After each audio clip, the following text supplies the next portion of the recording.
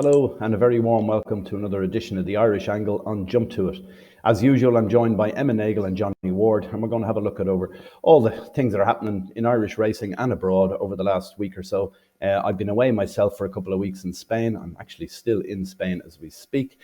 So I haven't seen all of the racing or been totally up to speed with everything, but I've seen bits and pieces of it. So Emma, Johnny, welcome to the show. Thanks, Vinny. Thanks, Vincent. Now you can tell me all about it then. Tell me about Thurles on Sunday for starters. All 7 favourites winning, which is a bit unusual in itself, but with some very good racing. Allegorie De Vassy, what did you make of that? Yeah, she was good. Jumping was probably scared a few people.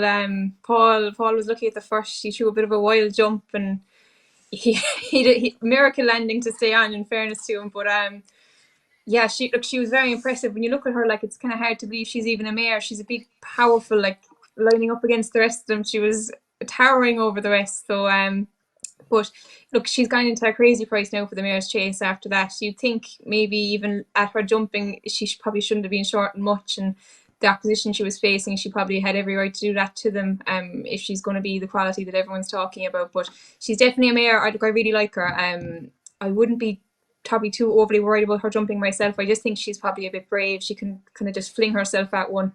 Thurles isn't probably the easiest place for a novice to jump around either, so I wouldn't be overly worried. I think Willie said that afterwards as well. Willie probably isn't a fella who would school his horses overly much as well, so she's probably just a bit fresh, and she enjoys her jumping, I'd say. But look, the Mare's Chase now is probably looking like one of the races of the festival with herself and Impervious.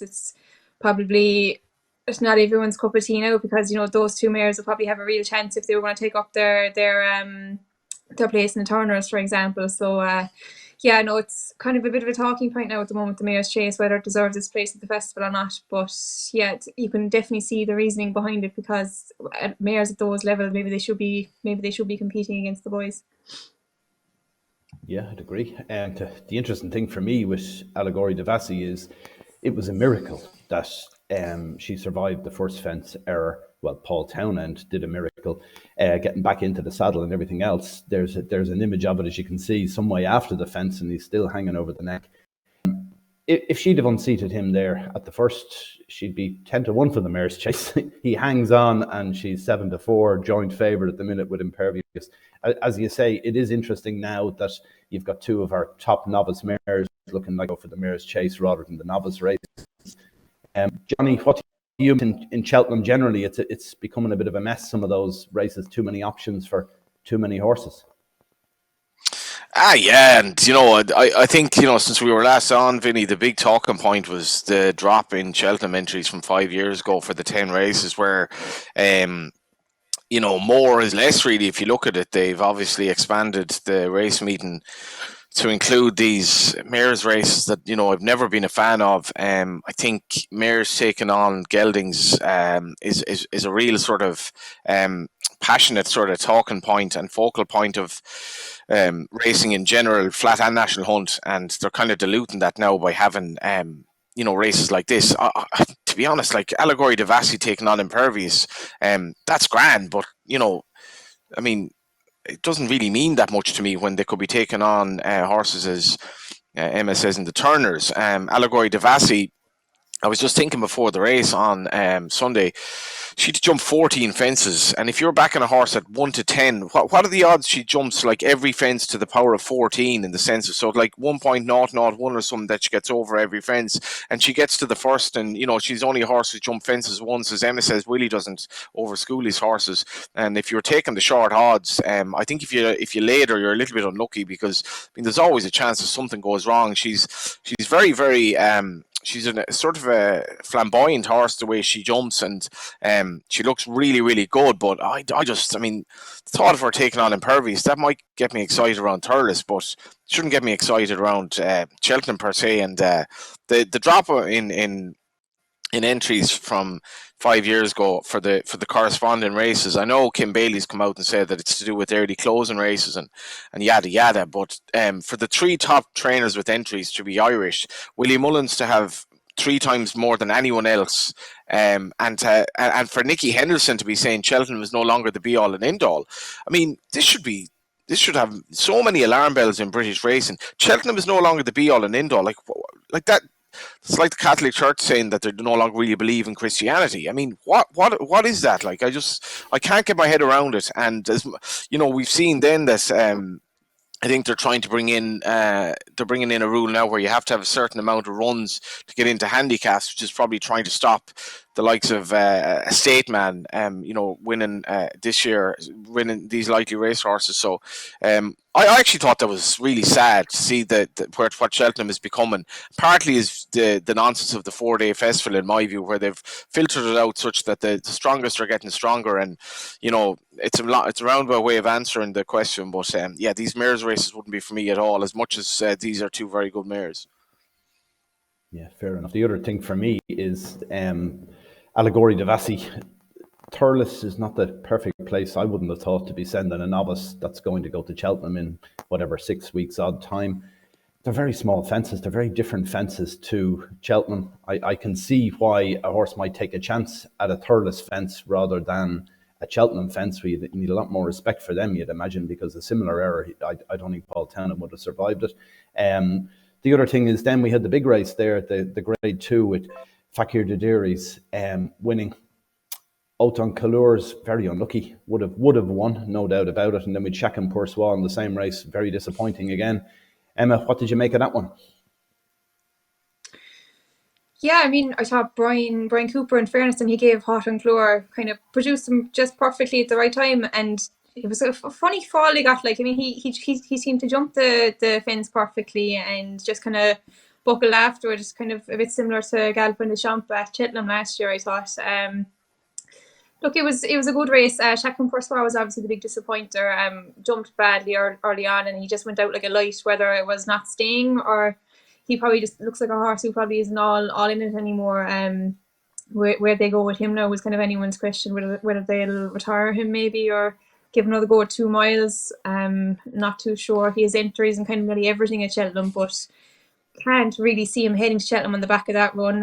Fakir Didiri's, in fairness to him, probably wasn't his ideal track in Thurles, but he was running a good race in behind. I don't think he would have caught Brian on Willie's horse, but he was staying on well at the end, and look, he was a lucky winner. Like, looking at the Ryanair now, it's probably not. It's probably one of the weakest races in the festival when you take out Allaho. I mean, there's kind of a lot of them with bits of chances, but everyone kind of seems to be running scared of Allaho. I'm not sure what price Auton Calours is now for it, but like Fakir Didiri's probably will be a good second to him, but it's kind of one of the least competitive divisions, I suppose. With Blue Lord, probably, I think Johnny's been touting him as a champion chase horse for a long time, and it probably looks like he might be one now. In fairness, he was very good the last time, so he probably won't even head to the Ryanair. So it's probably not a division that would be exciting you too much, except for maybe getting to see Allaho would be the only thing you're looking forward to, really.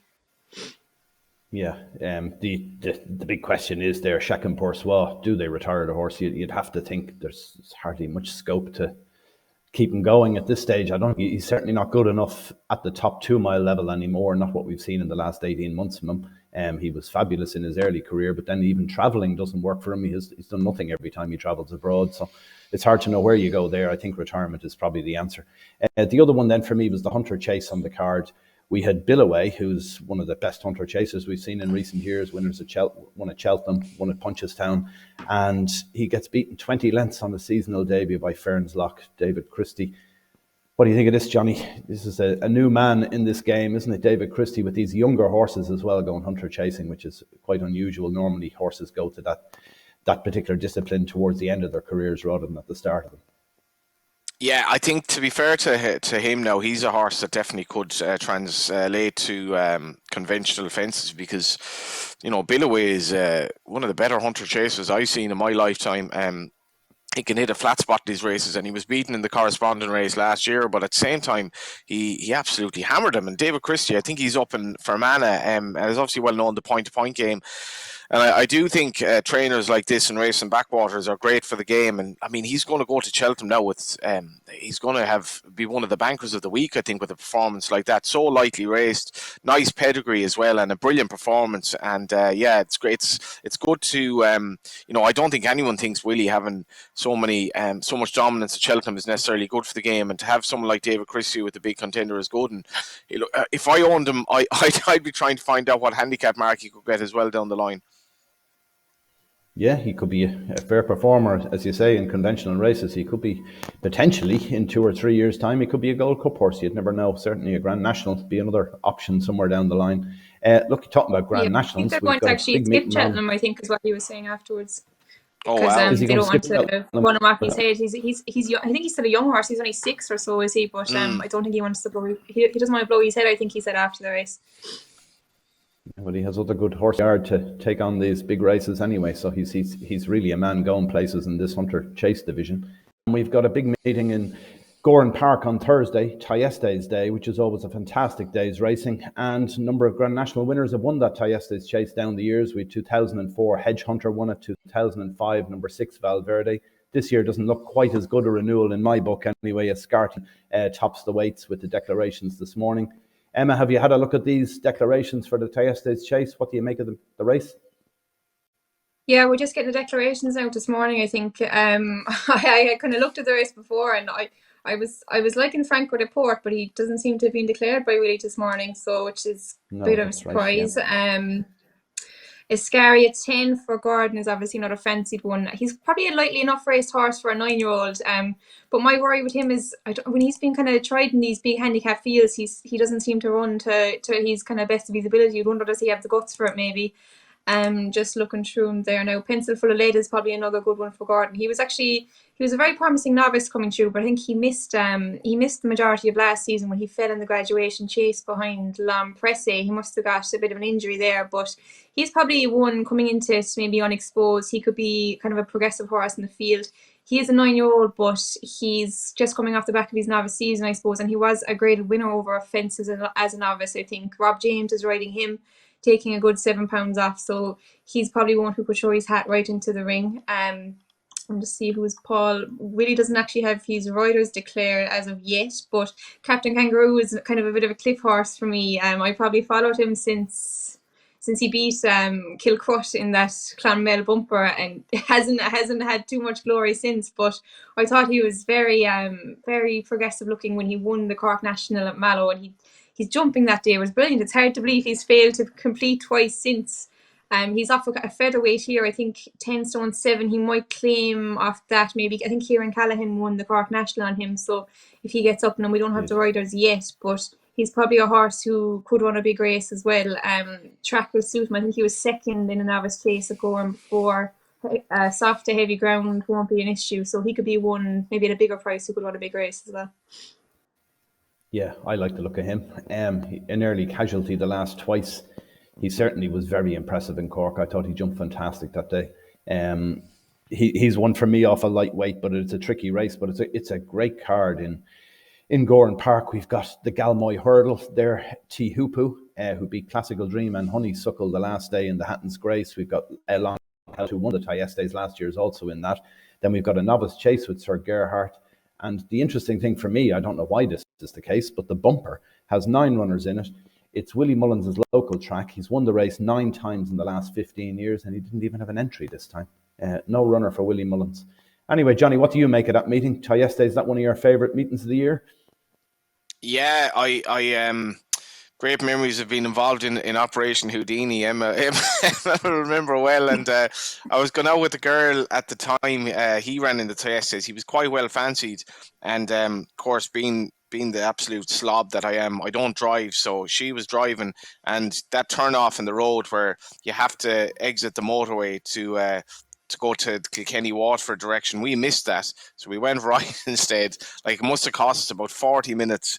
Landed in Gowran literally as they were jumping off in the Thyestes. The horse ran shite, and we went home again. So that was my. But I do love the card. I think it's a lot of the race meetings now in Ireland are kind of around like the idea of the festival and the big day, and you go to Goran when there's a flat meeting on and there won't be 3 people that'll have paid in on the day. But Thyestes really does get a great crowd, and the first day post-pandemic, and there was a great crowd there. It's I think Eddie Scally is one of the best racecourse managers in the country. He really does care about Goran. He's not a local fella, but there was some nice features on him on Racing TV this week. He's kind of really embedded himself in the area. He got involved in training hurling teams and so on, despite the fact that he's from Athlone, and he loves Goran. He puts his heart and soul into track. There's a great vibe there, and as you mentioned, it's a strange one with Willie about the entries. He's only 3 runners in the Thyestes, which is it's only 1/6 of the field, which is quite low for his big local race. And then not to have a run in the bumper.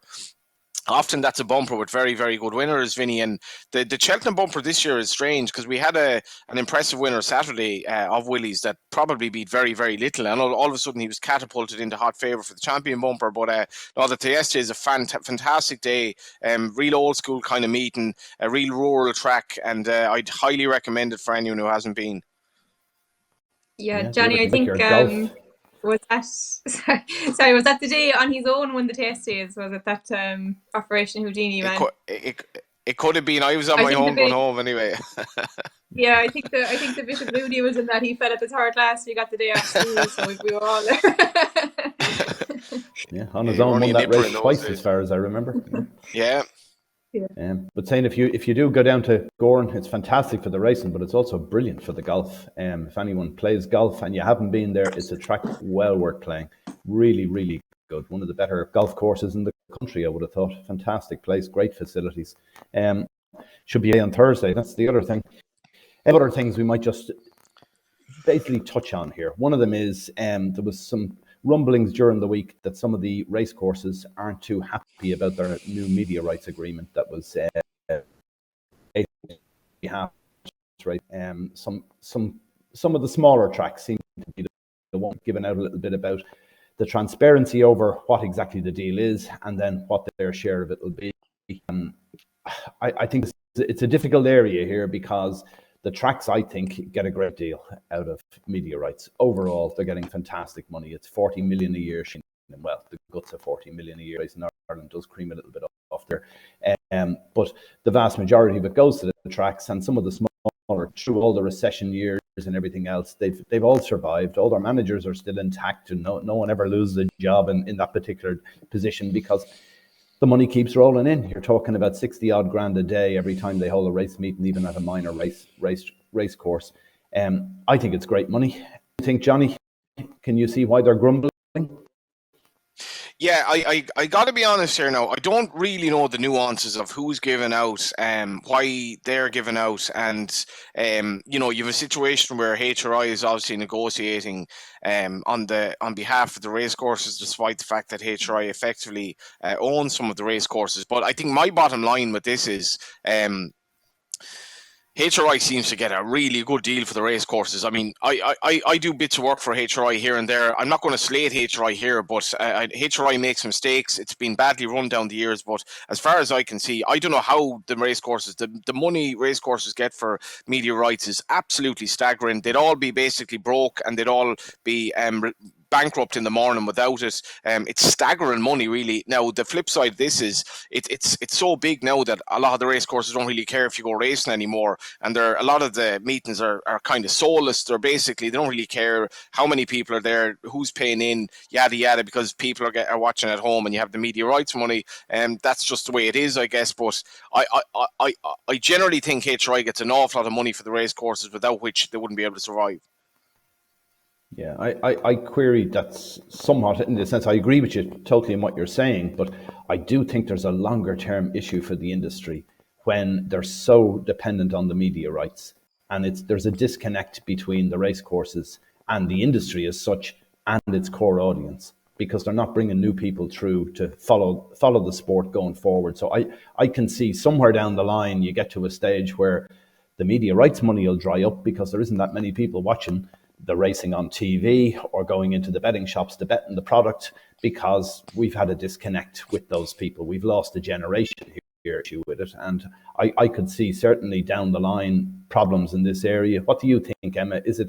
I know you're obviously younger. You were brought up in the industry, so it's slightly different for you. But just in general terms, would most of your friends in horse racing? No, most of my friends wouldn't go racing regularly. They'd probably go to maybe 2 or 3 bigger meetings a year. That'd be about it. Like, I wouldn't.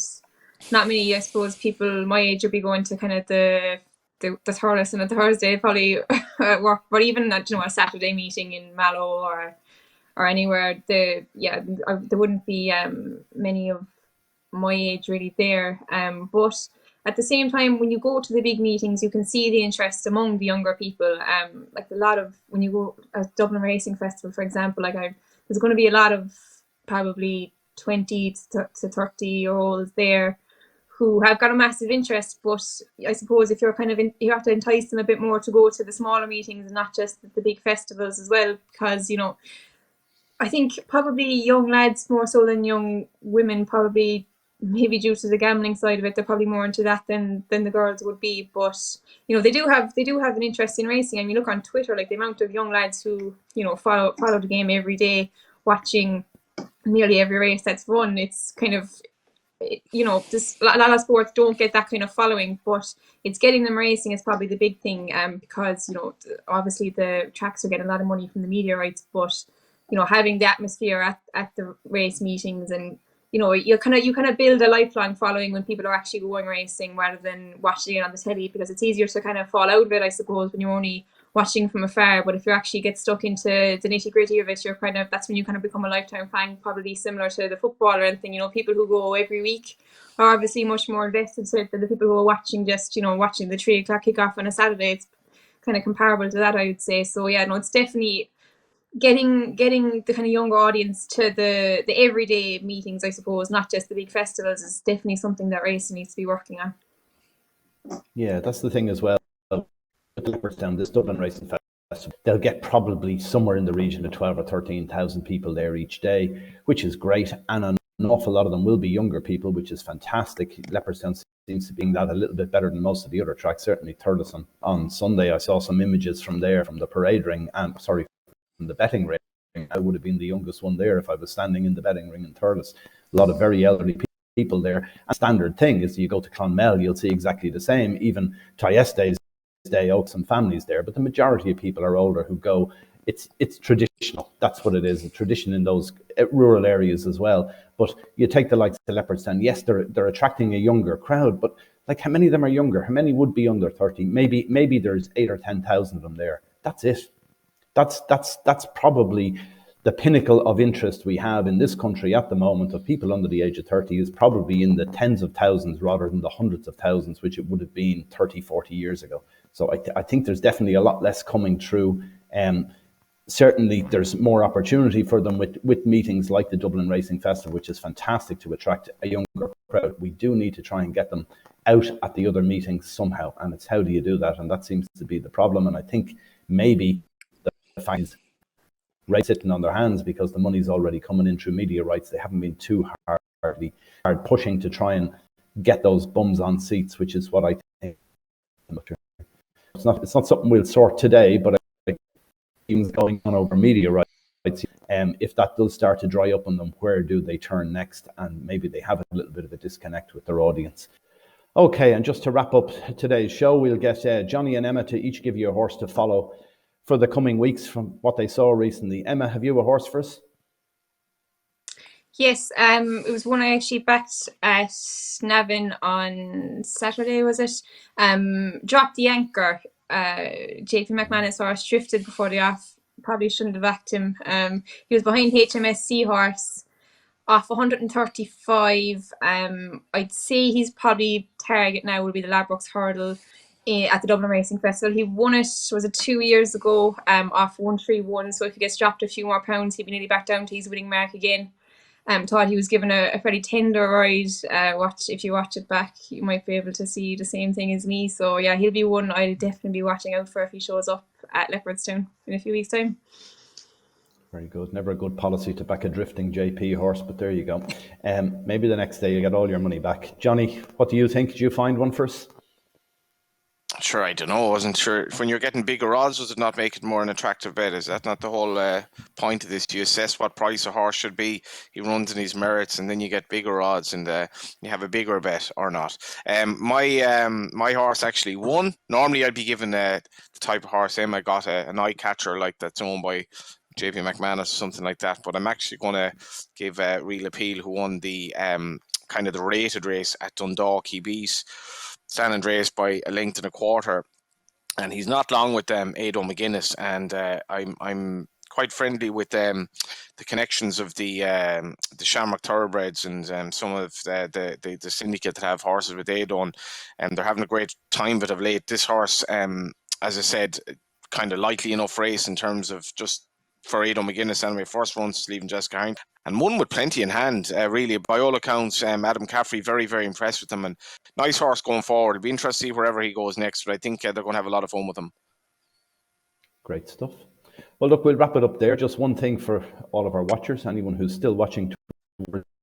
If you're watching it on YouTube, you can click to subscribe on our channel, irishracing.com, and all the video content, because we've tipping content on a Friday. We've got Emma's stable tours. We've got our Irish angle on a Monday / Tuesday this week, or one day later than normal.